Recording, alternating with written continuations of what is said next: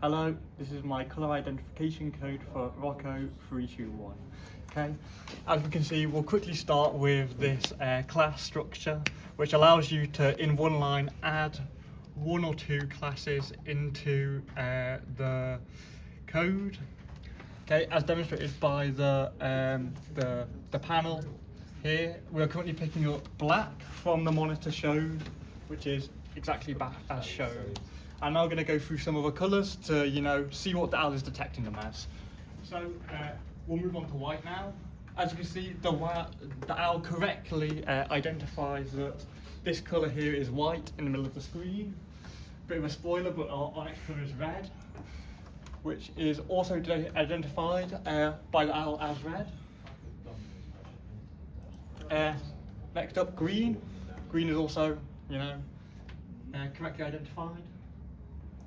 The final colour that we have currently have added in our structure is blue, and that is also identified.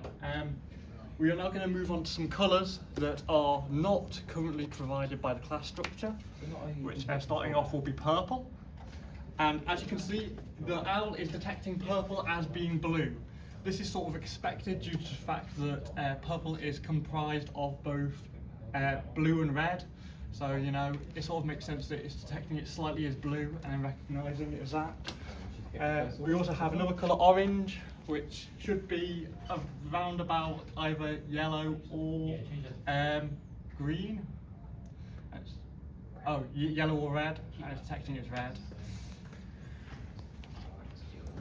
Then we have yellow, which is getting detected as green, so that sort of stays consistent between all those colours. We're going to move on to two final colours now, cyan and magenta, and we're going to see what they're recognised as. Magenta is recognised as white, white or blue, which sort of makes sense due to the fact that magenta is composed of both blue and red, and because it's got two values that are rather high, it will identify it sometimes as white. And then finally we have cyan. Cyan is both getting detected simultaneously as both green and blue, which is rather interesting because, it's comprised of both green and blue, so it can't really decide if it is green or blue, which, is a fair analysis. Okay, we're going to move back onto black, and I'm going to go to our class structure here now, and I am going to manually add in these other lines, which will add back into our structure the colours orange, purple, yellow, magenta and cyan, to see if the owl can now correctly identify the stuff. Okay, so I've already run the code now, and as you can see, they're all added back in, it's running, okay, and as you can see with the thing, it is still correctly identifying this green as black, which is expected because we've not made any direct changes to the black colour. I'm going to quickly go through them, but it should apply both to the white, the red, the green and the blue. So white, also detected as white. Red, also detected as red still. Green is also still detected as green. And finally blue is detected as blue. Now this is where we run into the interesting part to see if our changes have worked correctly with our further colours.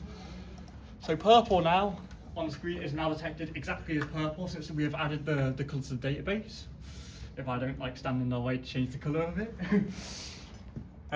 Orange is now correctly identified as orange. Yellow is detected as orange there. That is interesting. Magenta is identified as magenta. And finally cyan is identified as cyan.